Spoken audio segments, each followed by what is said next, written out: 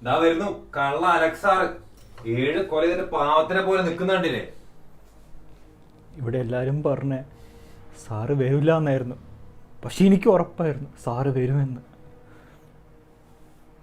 Father നിന്റെ കുമ്പസാരം കേൾക്കാനല്ല ഇവിടെ വന്നേ, വിളിച്ചു വരുത്തിയ കാര്യമേ പറ. ആ 7 കൊലകളിൽ 1 ഞാൻ ചെയ്തതല്ല. കള്ളം, പച്ചക്കള്ളം, വെറുതെ ആളെ തെറ്റിദ്ധരിപ്പിക്കാൻ വേണ്ടി. Let him complete.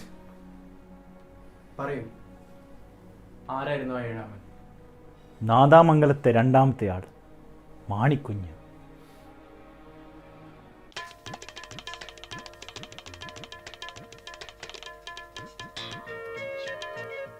Chacko sir, ആ എഴുതിയിരിക്കുന്നത് സൂക്ഷിച്ചു നോക്കൂ. എന്തെങ്കിലും പന്തികളുണ്ടോ? സ്പെല്ലിംഗ് തെറ്റല്ലേ? അതൊന്ന് തിരിച്ചെഴുതൂ ചാക്കോ. സാർ,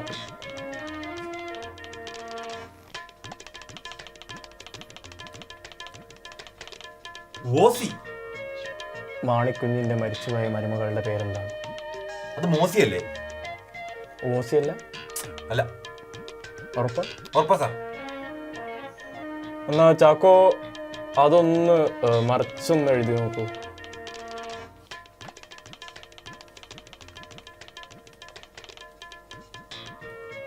സോവി.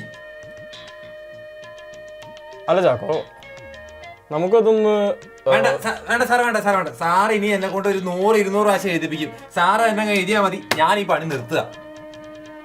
ചാക്കോ സാർ, എന്താ സാർ?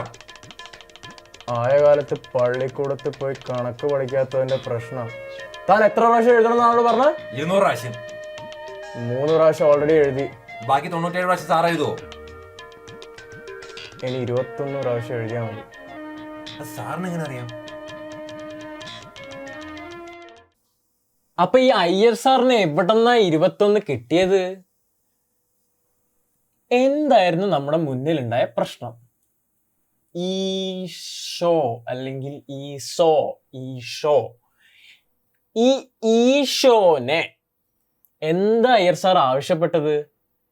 ഈ ഈശോനെ അങ്ങോട്ടും ഇങ്ങോട്ടും തിരിച്ചെഴുതാനാ പറഞ്ഞത്. അതായത് ഈ 4 ലെറ്റേഴ്സ് വെച്ചിട്ട് പല രീതിയിലും, അതായത് ഈ 4 ലെറ്റേഴ്സ് വെച്ചിട്ട് പല പല ഡിഫറെന്റ് വേർഡ്സ് എഴുതാനായിരുന്നു അയ്യർ സാറ് ചാക്കോനോട് പറഞ്ഞത്. അപ്പൊ നമുക്ക് ചോദ്യം അങ്ങനെ തന്നെ കാണാം. ചോദ്യം നിങ്ങളോട് അങ്ങനെ തന്നെയായിരിക്കും ചോദിക്കുക. എന്താ? കുറച്ച് ലെറ്റേഴ്സ് തരും, അല്ലെങ്കിൽ ഒരു വേർഡ് തരും, അതിൽ കുറച്ച് ലെറ്റേഴ്സ് ഉണ്ടാവും. ഈ ലെറ്റേഴ്സ് ഒക്കെ വെച്ചിട്ട് മൊത്തത്തിൽ നിങ്ങൾക്ക് എത്ര വേർഡ്സ് ഉണ്ടാക്കാമെന്നായിരിക്കും നിങ്ങളോട് ചോദിക്കുക. അപ്പൊ നിങ്ങൾ എന്ത് ചെയ്യും?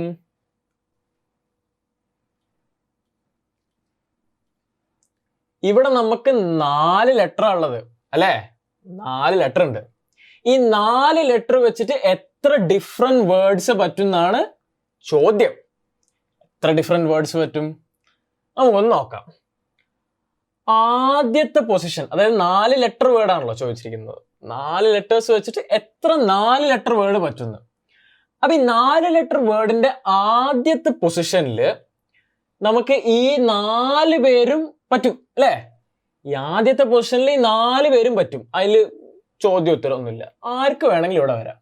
അപ്പൊ ഞാനിവിടെ തൽക്കാലം 4 എന്ന് എഴുതും.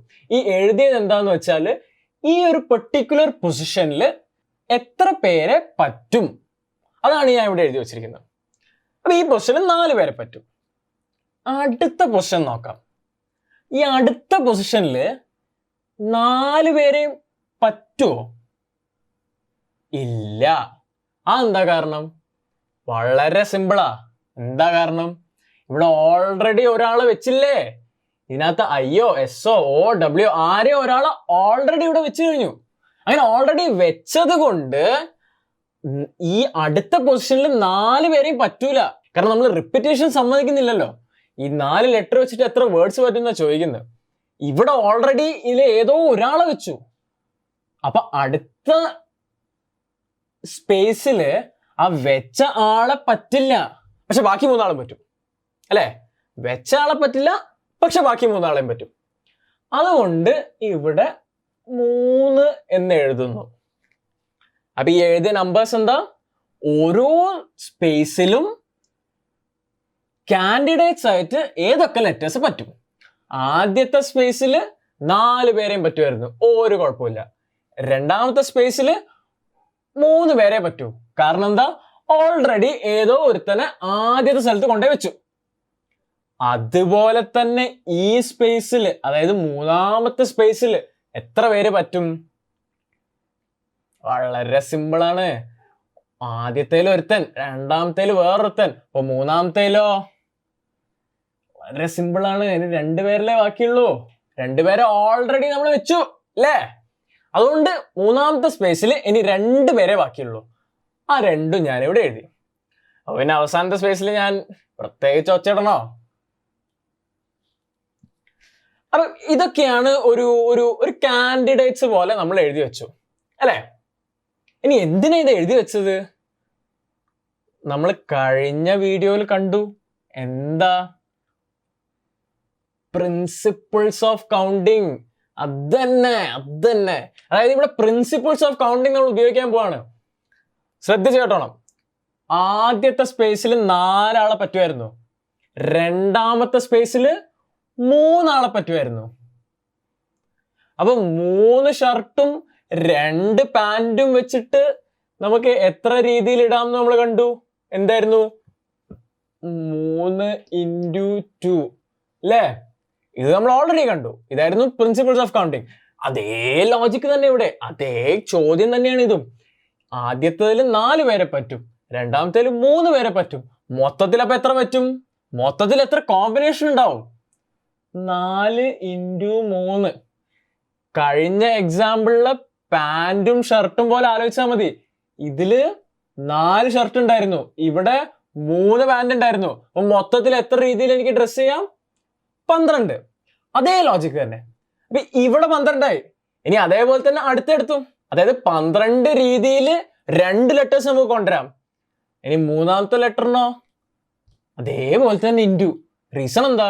അതേ പ്രിൻസിപ്പിൾസ് ഓഫ് കൗണ്ടിങ്. ഇനി അതേപോലെ നമ്മൾ ഇവിടെ ഒരു ഇൻറ്റുവും കൊണ്ടുവരുന്നു. അപ്പൊ ഇവിടെ എന്താ സംഭവിച്ചിരിക്കുന്നത്?